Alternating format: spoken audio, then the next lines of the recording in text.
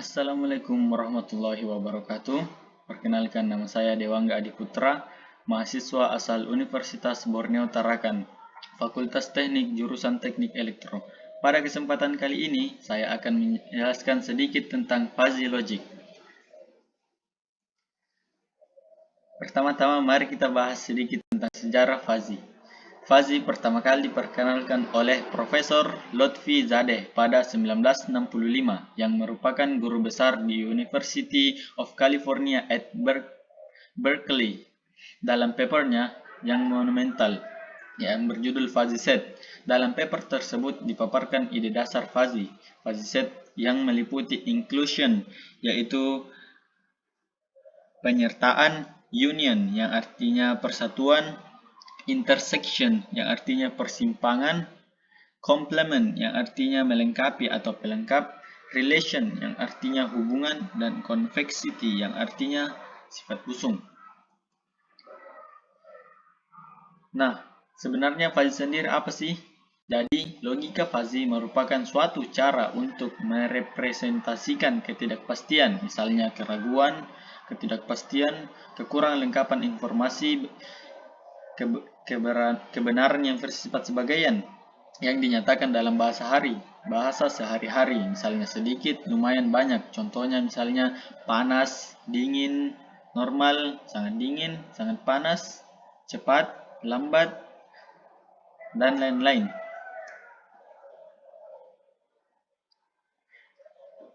Kelebihan fuzzy logic. Adapun beberapa kelebihan fuzzy logic yang membuatnya sangat populer, terutama dalam bidang pengendalian atau kontrol. Di antaranya, dapat beroperasi tanpa campur tangan manusia secara langsung, tetapi dengan efektivitas yang sama dengan controller manusia. Mampu menangani sistem-sistem non-linear yang kompleks. Strukturnya sederhana dan bekerja secara real-time. Kecepatan dalam pengembangan dan kemudahan dalam implementasinya. Konsep yang mudah dipahami. Kerjasama yang mudah dalam sistem kendali konvensional lainnya, berdasarkan pada bahasa sehari-hari. Oleh karena itu, fuzzy sangat banyak digunakan, terutama dalam bidang kontrol karena kelebihan-kelebihannya tadi, sehingga akan sangat mempermudah pekerjaan yang dilakukan, dan juga penggunaannya itu sangat sederhana karena memakai bahasa sehari-hari. Next, aplikasi. Contoh aplikasi fuzzy logic yang sederhana seperti sistem pengereman pada mobil, di mana mobil akan otomatis mengerem jika mendeteksi objek di depannya dekat dan tidak akan mengerem jika mendeteksi objek di depannya jauh. Mesin cuci yang menentukan kinerja berdasarkan noda. Contohnya seperti mesin cuci akan menaikkan performanya lebih tinggi apabila jenis noda atau jumlah noda pada pakaian itu besar. Diagnosa penyakit pada bidang kedokteran. Nah, tentu saja diagnosa seperti ini akan sulit dilakukan oleh manusia secara langsung. Maka dari itu, penggunaan fuzzy logic akan sangat membantu dalam mendiagnosa berbagai jenis penyakit karena akan mencocokkan berbagai data dan bagaimana caranya agar penyakit tersebut dapat dengan mudah dideteksi. Kemudian ada prediksi cuaca. Nah, fuzzy sendiri banyak sekali digunakan dalam bidang ini, terutama untuk dalam memprediksi intensitas hujan, bencana alam seperti gempa, banjir, dan lain-lain. Kontrol mesin pada industri. Nah, bidang ini tentunya yang menjadi bidang utama fuzzy logic sendiri, di mana kontrol yang cerdas pada mesin sehingga akan mempermudah pekerjaan serta menghemat waktu dan biaya. Adapun fuzzy inference system atau biasa disingkat FIS, yaitu adalah penarikan kesimpulan dan sekumpulan kaidah fuzzy. Yang pertama ada namanya fuzzifikasi, yaitu proses memetakan nilai skrip ke dalam himpunan fuzzy dan menentukan derajat keanggotaannya dalam himpunan fuzzy.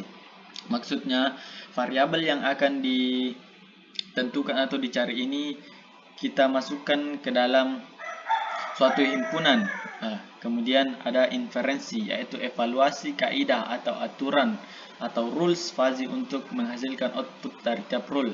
Maksudnya variabel tadi dengan himpunannya kita tentukan aturannya. Misalnya jika seperti ini maka hasilnya begini. Misalnya jika jarak suatu benda 20 meter maka dikatakan jauh, dan jika jarak suatu benda 5 meter maka dikatakan dekat. Nah, itu juga termasuk salah satu proses inferensi. Adapun agregasi, yaitu proses kombinasi dari output semua rules. Kemudian ada defasifikasi, yaitu perhitungan kris output, yaitu di mana hasil-hasil proses sebelumnya akan dinyatakan dalam bilangan tegas yang akan menyatakan nilai keluarannya. Adapun himpunan Krebs atau tegas, yaitu himpunan yang merupakan yang menentukan kepastian suatu objek berada pada himpunan yang didefinisikan sebelumnya.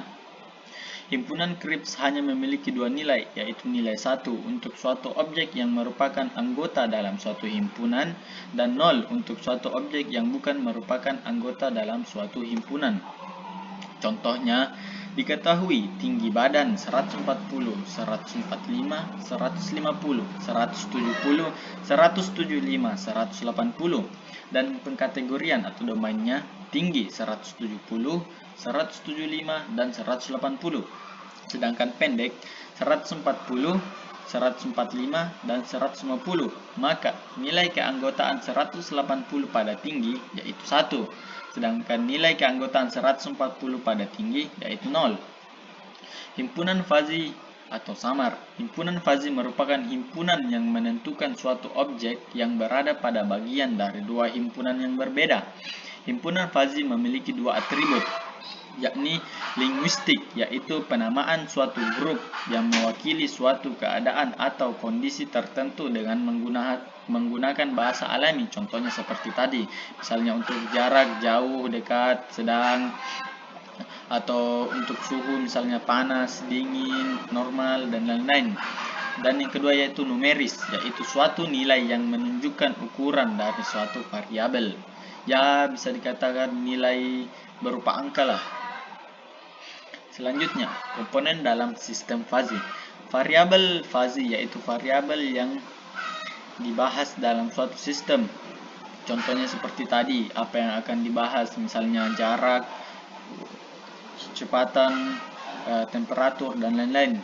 Semester pembicaraan yaitu keseluruhan nilai yang diperbolehkan untuk dioperasikan dalam suatu sistem fuzzy, yaitu nilai yang diperbolehkan misalnya dari kisaran antara untuk suhu misalnya dari kisaran antara 25 derajat hingga 40 derajat. Nah, di dalam itulah kita membagi kategori-kategorinya. Selanjutnya ada domain, yaitu keseluruhan nilai yang diizinkan dalam semester pembicaraan dan dapat dioperasikan dalam suatu himpunan. Nah, himpunan ini tadilah yang kita bagi ke dalam kategori-kategori seperti panas, dingin, jauh, dekat, dan lain-lain. Yang keempat, fungsi keanggotaan, yaitu suatu fungsi kurva yang menunjukkan pemetaan titik-titik input data ke dalam nilai keanggotaan yang memiliki interval 0 sampai 1. Nah, fungsi keanggotaan ini dapat kita representasikan dalam bentuk kurva sehingga akan lebih mudah untuk menentukan titik-titik dan nilainya. Selanjutnya, mari kita bahas sedikit contohnya. Misalnya, variabel jarak dibagi menjadi 3 kategori. Dekat, yaitu apabila kurang dari 100 meter, dan sedang apabila 100 meter jarak lebih besar dari 100 meter tapi lebih kecil dari 500 meter. Sedangkan jauh apabila jarak lebih dari 500 meter. Nah, mari kita lihat gambarnya. Gambar menunjukkan keanggotaan himpunan Krebs, dekat, jauh, dan sedang.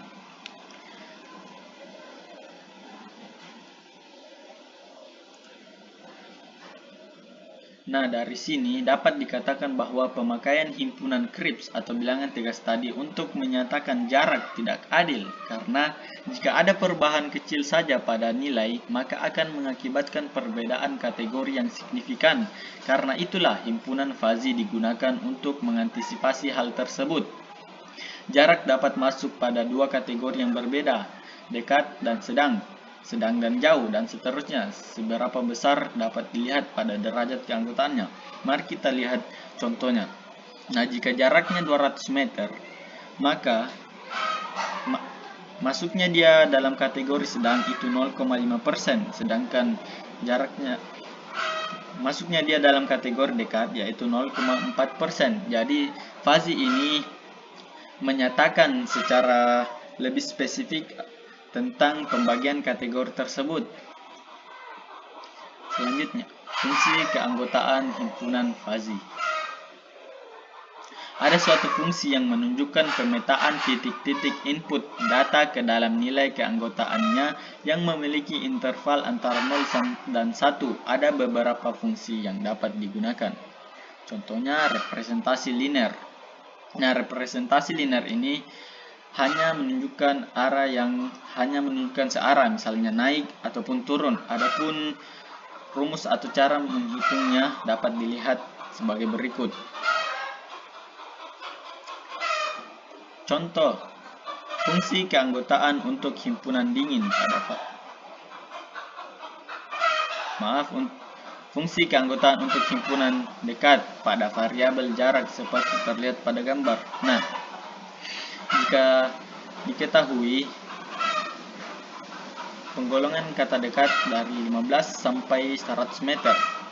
Jadi, jika jaraknya 35 meter, maka derajat keanggotaannya itu ada di angka 0,76, di mana dapat kita lihat caranya sebagai berikut. Yang kedua, representasi segitiga. Pada dasarnya, representasi segitiga merupakan hubungan antara dua garis linear, di mana naik dan ada yang turun, yang ditentukan dengan tiga variabel, yaitu A, B, dan C, di mana rumus atau cara menghitungnya dapat kita lihat pada gambar. Kemudian ada representasi trapesium. Kurva trapesium pada dasarnya seperti bentuk segitiga, hanya saja ada beberapa titik yang memiliki nilai keanggotaan 1. Dapat kita lihat titiknya yaitu dari B sampai C itu nilainya pasti 1. Dapat kita lihat pula pada gambar persamaannya atau cara menghitungnya. Adapun contoh sederhana untuk representasi trapesium ini, yaitu fungsi keanggotaan untuk himpunan normal pada variabel kecepatan seperti pada gambar. Nah, misalnya kecepatan kita bagi menjadi 3 kategori, yaitu lambat, normal, dan cepat. Sedangkan normal ada pada 30 sampai 40. Nah, jika kita merepresentasikan himpunan normal pada variabel kecepatan, sedangkan nilai kecepatannya sendiri 55, maka berapa fungsi keanggotaannya? Nah, hasilnya itu dapat kita lihat sebagai berikut. Hasilnya adalah 0,5, karena 55 sudah bukan lagi termasuk pada kecepatan normal, atau sangat kecil lah. Sekian dan terima kasih. Bila ada kurangnya itu datang dari saya pribadi, jika ada kelebihan itu datangnya dari Allah. Terima kasih juga pada sumber-sumber dan bantuan dari segala pihak yang dapat membuat presentasi ini berjalan dengan baik. Saya ucapkan terima kasih yang sebesar-besarnya. Ada pula daftar pustaka di mana saya mengambil materi, yaitu sebagai berikut.